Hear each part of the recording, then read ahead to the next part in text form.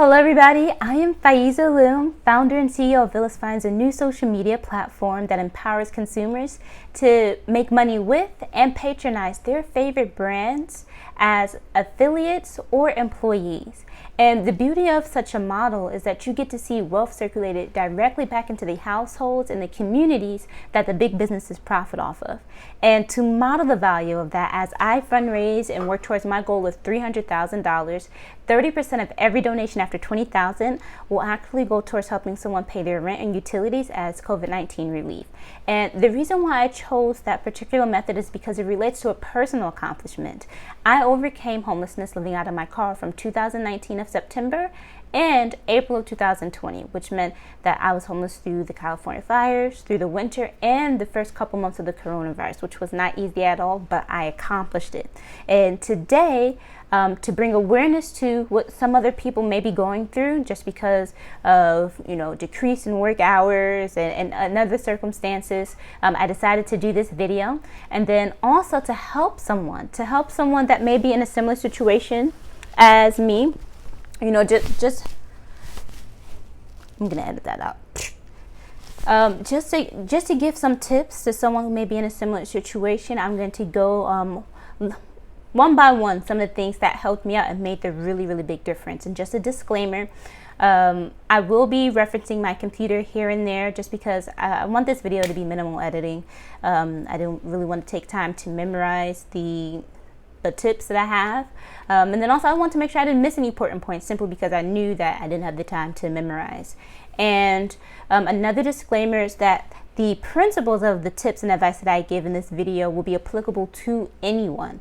However, the application of these strategies would be most suitable for someone that's considered high-class homeless. So there's different levels of severity to homelessness, and on that spectrum, high-class homeless is considered someone who can't afford a place to stay, and they are legitimately homeless. However, they have an asset like a car that they're able to leverage and live out of until they're able to get themselves back into stable shelter. It also means that they might have a source of income. For me, I had a source of income, fortunately. I just wasn't in a place to afford a place to stay yet. But I worked super hard, doing overtime, working about 60 to 80 hours a week sometimes, just to make sure I was able to come up with a lump sum to get myself into a place to stay. So now we're going to get straight into it, and it's going to start with tip 1.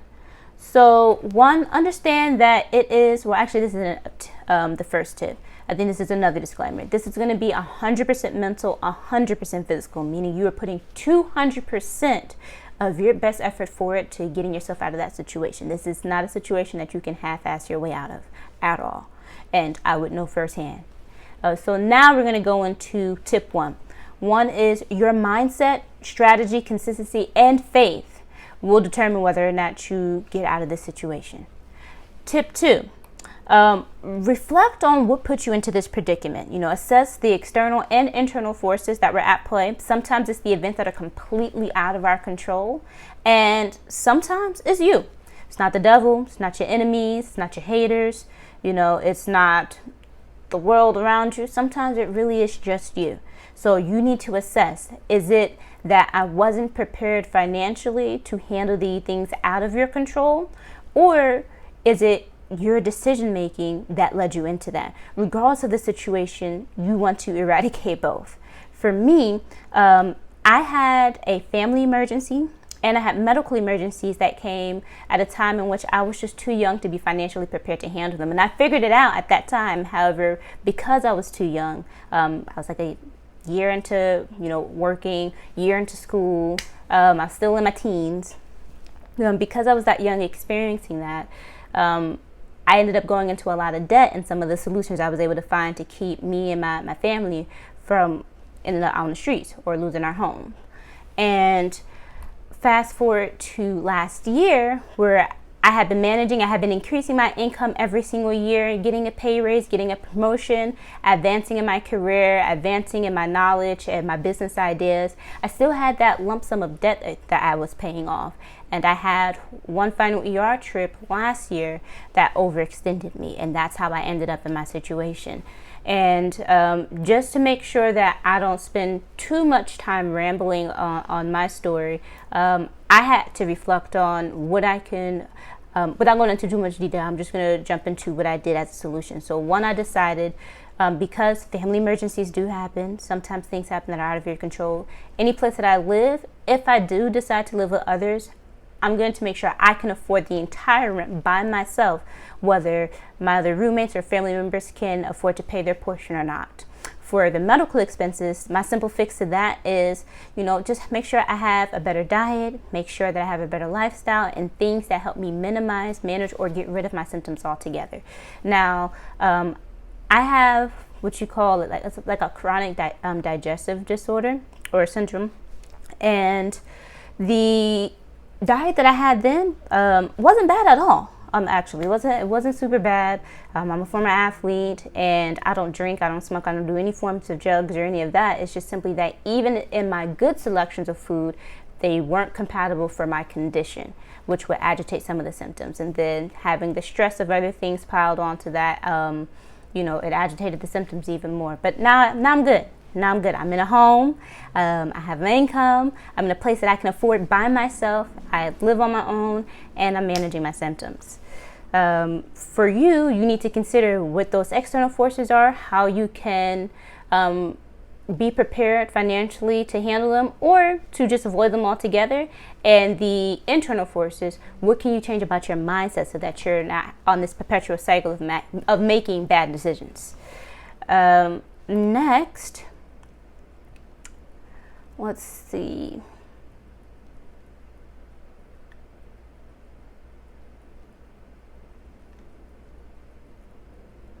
Actually, you know what? I'm going to go a little bit more into my story. I was going to skip a bit, but I think this is important just to help somebody else out. So right before becoming homeless, these were what my options were.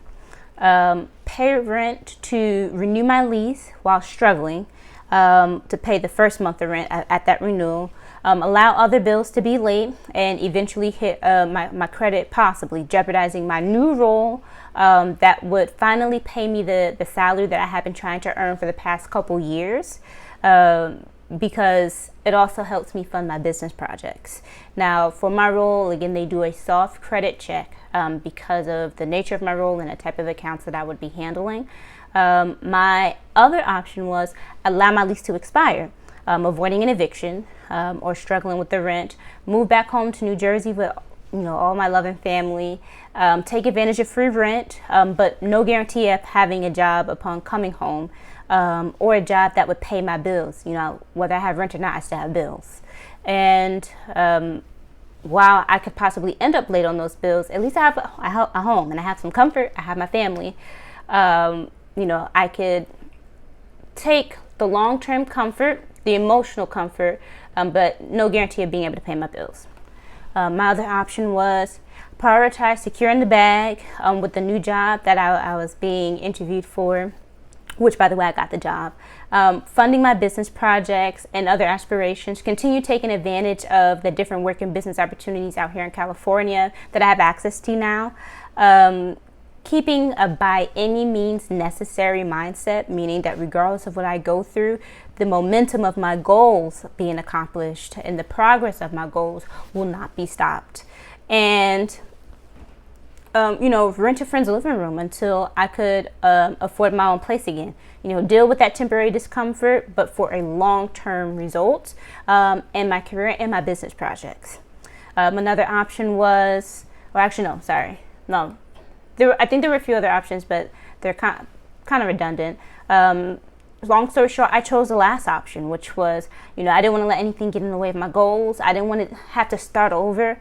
All the progress that I've created while being out here, I don't want to have to, leave, go to New Jersey and start all over again, build the rapport all over again, build the networks all over again. So I stuck it out. And I initially had arrangements to go be with a friend. That didn't work out. So that's where I ended up in my car. And I toughed it out. I decided that would be the first and the last time that I experienced that. However, I think for me personally, and all depends, you use your discretion on what you think is best for you. For me, I'm just glad that I didn't give up and that I kept my goals focused, because now I am seeing significant progress in all of the different areas that I was trying to protect. And the only thing I needed to do was make sure that I secured shelter, which I did.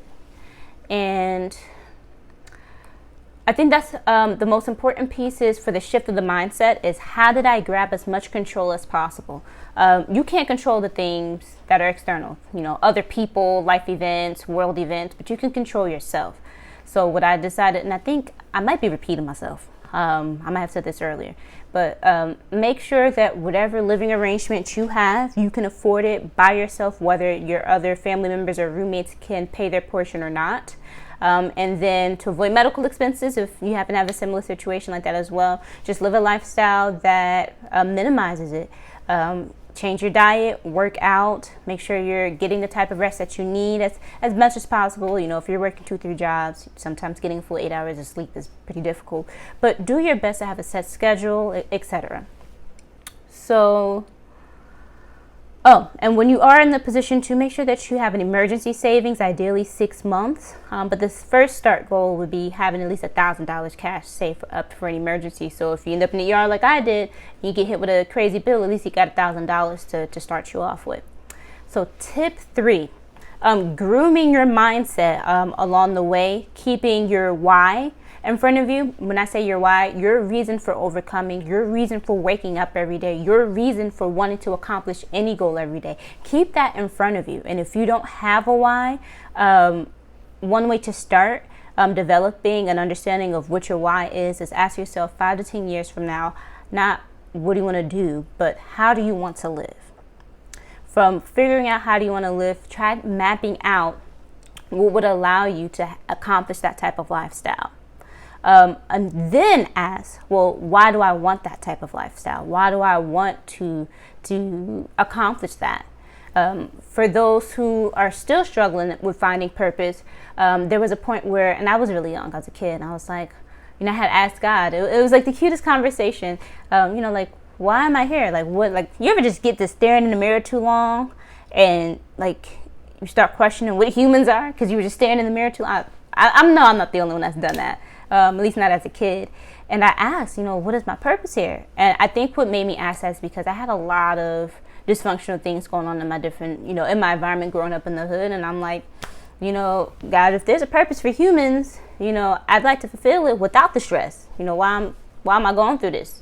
That was my way in trying to figure out. That was my first eye opener to, realizing that growing up in the hood and the things that come with being in the hood are not normal. And I didn't have an answer immediately, but I had decided very, very young that although I don't know what humans' purpose are, as I discover that purpose, I'm going to be the best, most possible positive influence on everyone else's human experience as we're all experiencing our own human experiences. You get what I'm saying?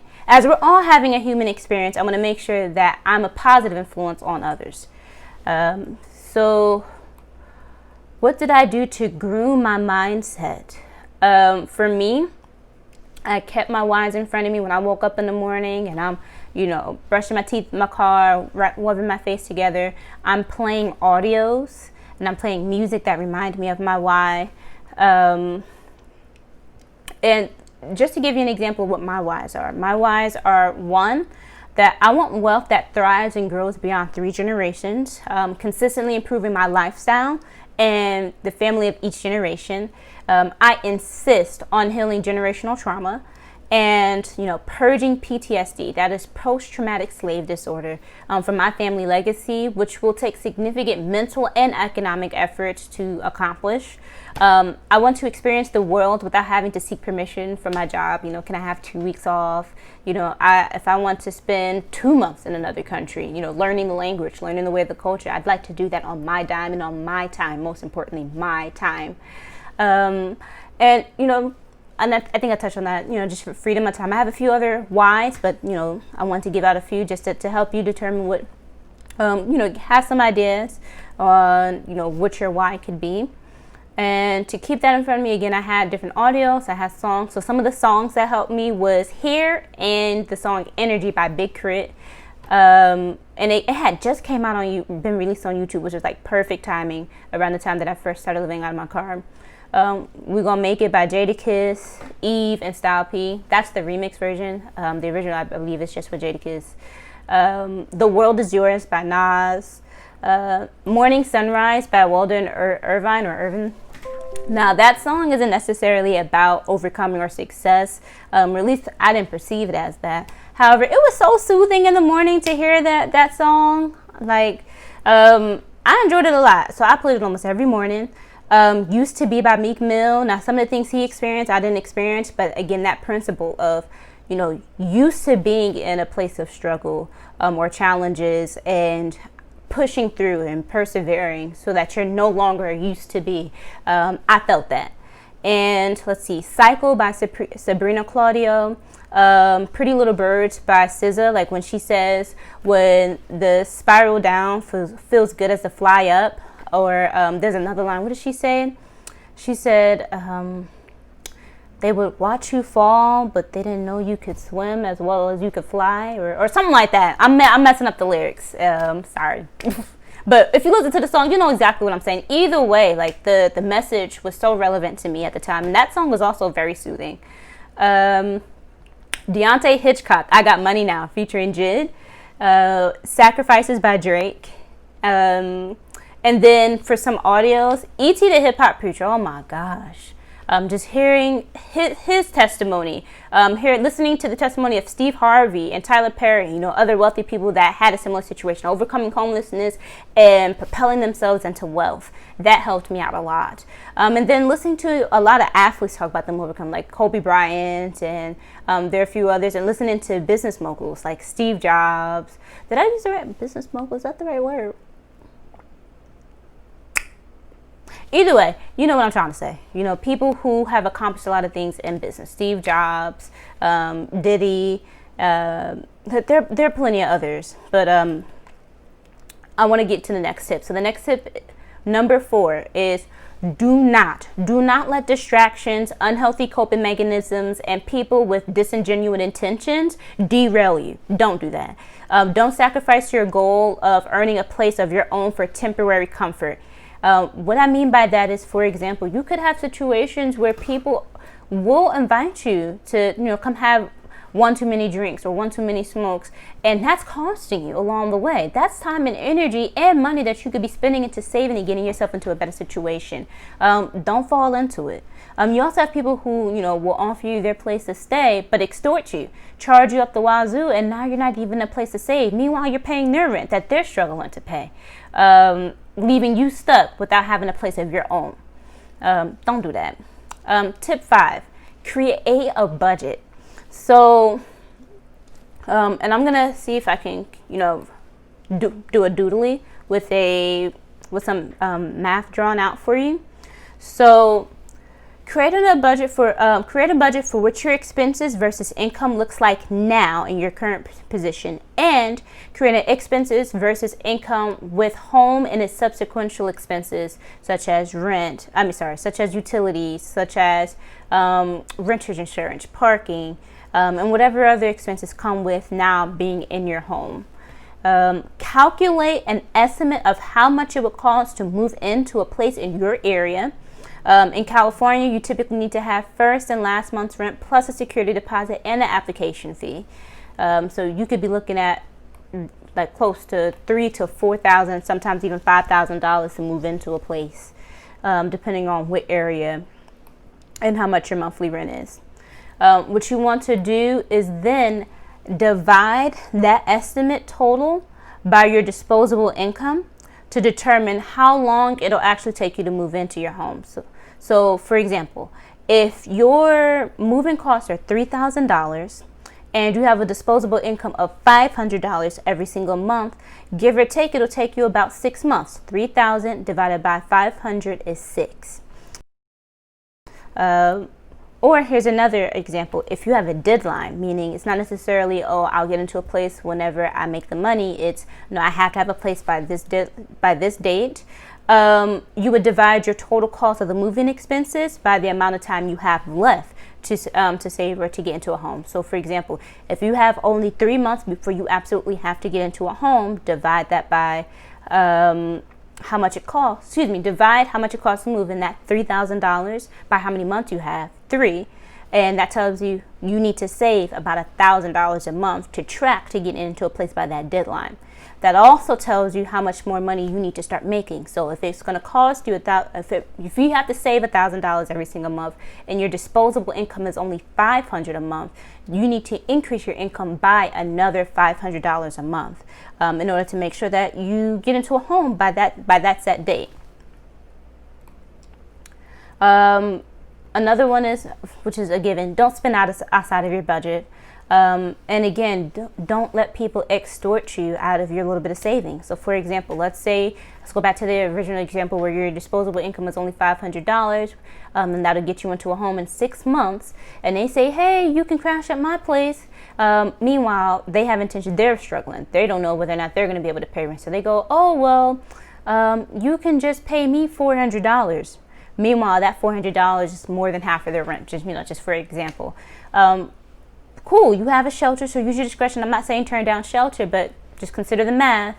If your disposable income is only $500, they're charging you for, you only now have $100 left over, right?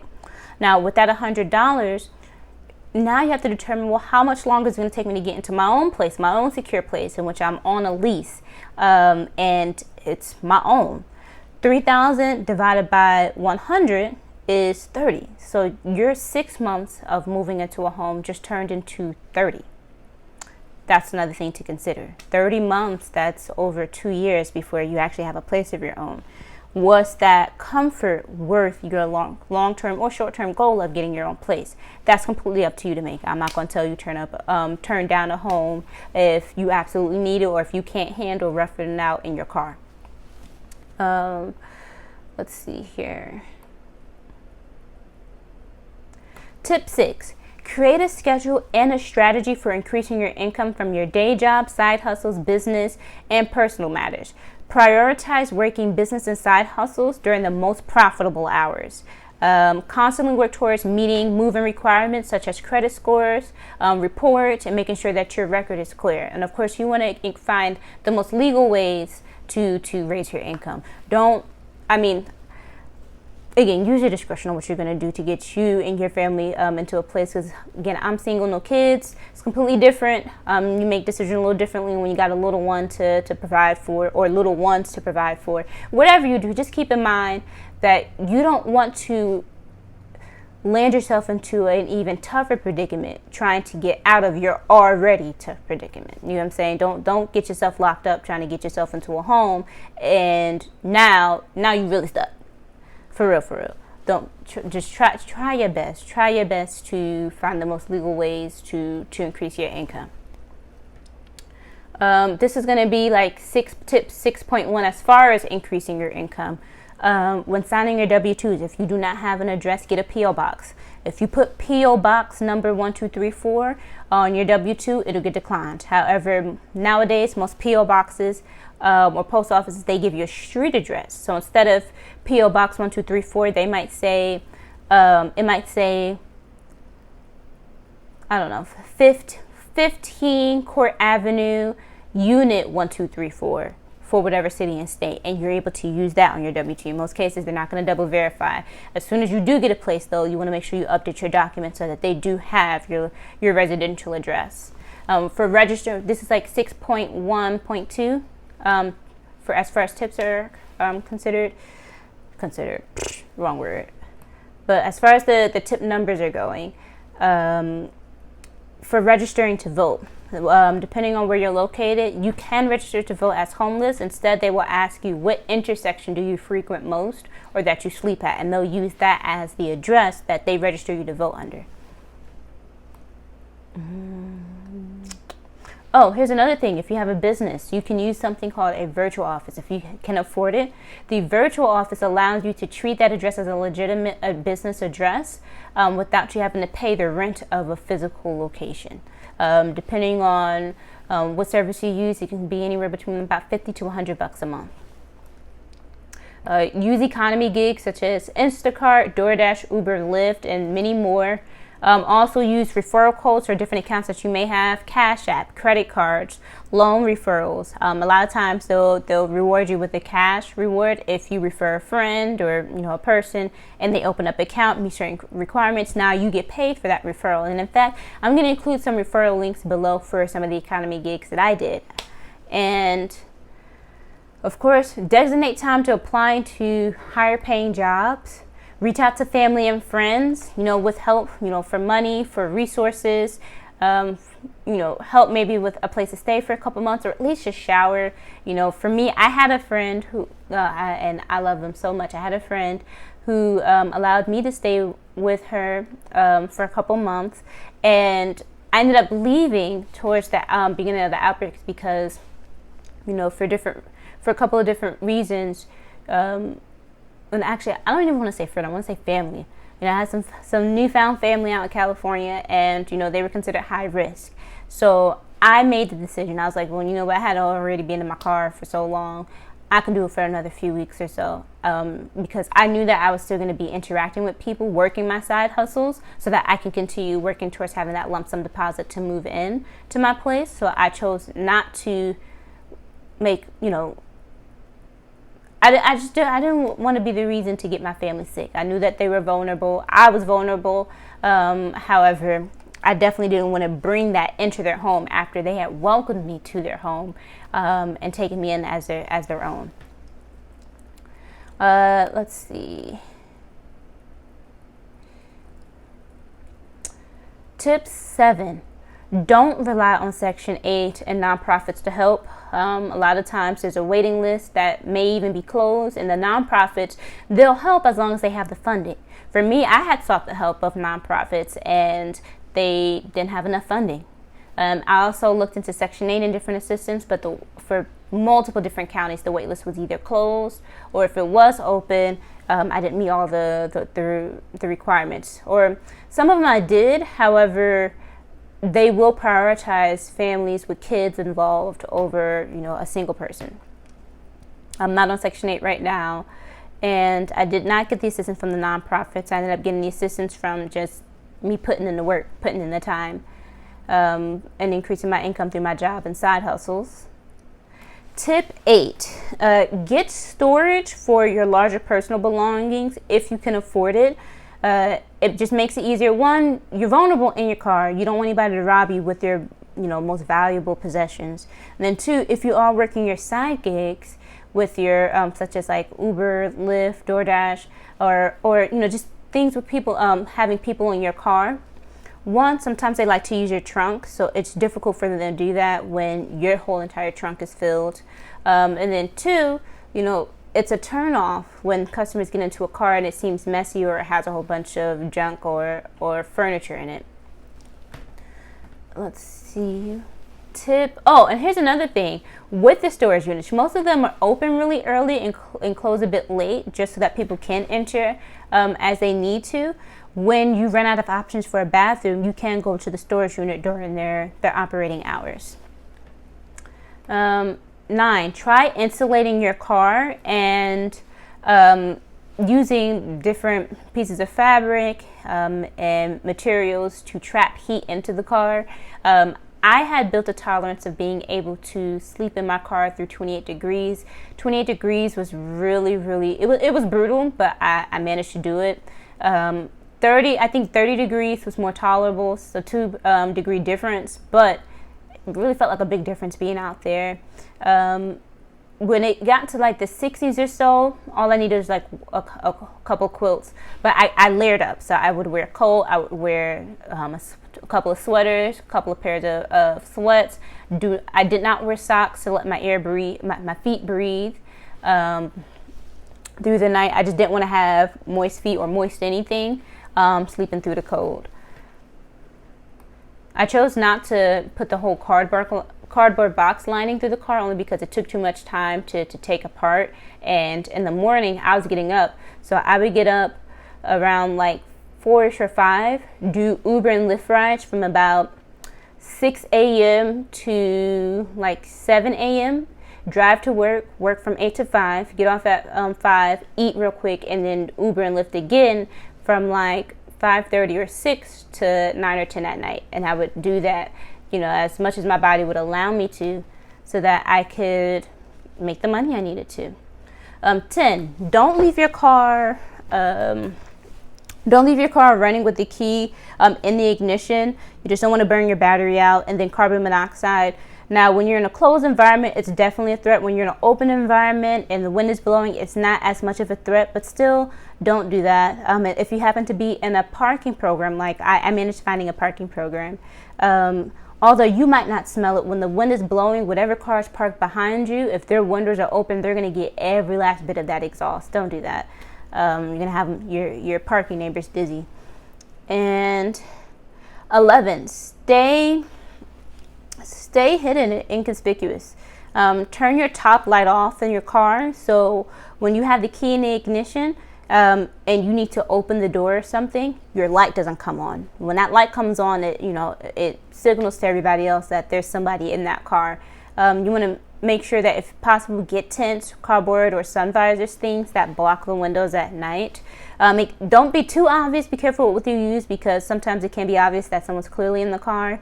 But if you don't have no choice, you don't have a choice. But definitely use maybe like dark toned paper or something like that to put through the windows, just for privacy. 12, find safe parking programs from your county or churches that allow you to park overnight. For me, I found the Alameda County Safe Parking Program. You can check Craigslist. Some people sell their parking lots for people to safely park temporarily. And then, worst comes to worst, you can go to parking lots that have business establishments that are open 24 hours, like 24-hour Fitness, Walmart. Now, make sure you read the signs. Some of the signs clearly say don't park beyond a certain amount of hours. Security's watching. You might be vulnerable to towing. You don't want to get your home towed. And then also, don't park next to schools or facilities that have children there, because I believe there's like some, depending on where you're at, certain laws don't allow you to sleep or to, what is the word? Is it loitering? There's a word that's on most of the signs pretty much saying don't hang out and don't chill in this area for extended periods, because there's kids in the area. You can get fined for that. Tip 13, call your state or local emergency hotline. For California, it's 211. They offer resources such as rent listings, housing programs, what other resources they can refer you to. Tip 14, have an emergency kit in your car. Car tools, spare tire tools, first aid, non-perishable foods, eating utensils, flashlights, legal weapon of some sort to defend yourself or to put your food together. If you have medicine that needs storage and you don't have access to a fridge at work, get styrofoam containers or lined bags, get ice, and put your medicine in that overnight the best you possibly can. Tip 15, hygiene. Hygiene is extremely important. You absolutely don't want to get sick while being out in the elements. Use public resources that are open. Use your job, use the gym or church. Now, here's the challenge with the coronavirus outbreak. A lot of facilities have closed for a period, like the gyms. Like the gyms are just not starting to open. And there's a chance that it might happen again. We might have a spike in cases again with flu season approaching, just the winter approaching. We don't know. So if that does happen, what you do is you find water bottles. Collect the water bottles, fill them up with water. Every time you go to a public restroom, fill them up with water. Once you have your jugs, find a place, find the tarp, get some tarp and other forms of plastic. Find a secluded place to park, hang your tarp up, and you're able to do like a quick private bath outside. Now, if it's too cold outside, you're actually able to do it inside your car. Inside your car, depending on the shape of your car, you can get like a little kiddie pool, blow the kiddie pool up, and get inside the pool and wash yourself inside that. Once you're done rinsing off, dry yourself off, like maybe in your front seat, put your clothes on, and then pull the kiddie pool out of the back seat and dump the water. That's another option. The best option is to get a home and shower in your home, of course. However, you want to get as creative as possible. Regardless of what you do, sanitize everything, especially things that are being touched. Sanitize the handles, sanitize the stair. Now, these are things I was doing before coronavirus anyways. However, it's really important that you do it now to protect your health. And yeah, brush your teeth, wash your face, groom your hair, get that together as possible, as much as possible. If you happen to have makeup, maybe put on a little bit of makeup. I wasn't putting makeup on, but I definitely was cleaning myself, 1 to 2 times a day, brushing my teeth multiple times a day, just to make sure that when I showed up to work, I still looked professional. You wouldn't know that I was going through what I was going through unless I told you. In public showers, sandals will not save you. Sandals are not enough to keep yourself from getting foot fungus. You have to disinfect that floor. In most cases, in public facilities, they sanitize, but they don't sanitize every nook and cranny. They're not going and pouring bleach over the shower floors. You can still get an infection or a fungus, even if you're wearing the sandals. So just be on the lookout for that. Make sure that you have a lock. Don't just leave your stuff in the gym locker without a lock, because people steal. You don't want anybody stealing your possessions while, you know, you need everything, every resource that you can get. And wash your clothes and wash your comforters. Wash the things that are in your car, because that smell will permeate throughout the car. Your car will smell funky if you don't clean your covers, clean your pajamas, and air the windows out. I don't recommend leaving the windows open overnight, just because bugs like spiders can crawl in and such, and just different fumes. If you're in a parking program and someone happens to have their car, you don't want that exhaust getting into your car. However, in the morning or whatever time that you're getting up to start your day and go to work, air it out in there and make sure that it smells clean. My passengers never complained about the smell. They wouldn't even know that I was sleeping in my car, because I made sure that hygiene and being clean and airing the car out was important, and I have air fresheners in there. Tip 16. You will notice a community of other homeless people. You know, now that you're out in the elements, you'll start to be able to identify the people that are in the same situation. Use your discretion with which ones you communicate with and which ones you keep your distance from. Some of them are able to help point you in the right directions for other resources, such as I had one woman, she was able to direct me to where they were giving out free coins for laundry and free breakfast. But there are others where they wrap you into or they'll attempt to wrap you into their unhealthy coping mechanisms, or they may try to rob you. Don't let them do that. So just use your street smarts, use your common sense, use your discretion. 17, if you park under a tree, again, keep the windows up to avoid spiders and insects from crawling in. And then 18, some no-brainers. Pay your car note, pay your insurance, pay your tickets, etc. You don't want your car being taken away from you when right now that's your livelihood. And let's see. There are a few other tips that I'll go over, but instead, I'll allow you to leave those specific questions in the comments, and then I'll just address them one by one. And again, donate to Illis Fines. 30% of every donation after $20,000 will go towards helping someone pay rent and utilities and provide care packages to the homeless, so that they understand that somebody cares about them as well. And I was able to overcome my situation. Now that I'm in a home, I want to be able to give back. I want to make sure that other people who are going through a similar circumstance know that they are not alone. So please donate. I'll include the links below. Go to illisfines.com and you'll be able to browse the site, donate, or even if you're a business, for those who want marketing services and favors, as a thank you gift, I will be offering business promotion to those that donate beyond a certain threshold. So thank you so much for tuning in to our study hall, and you have a good day or night or whatever happens. Have a good something.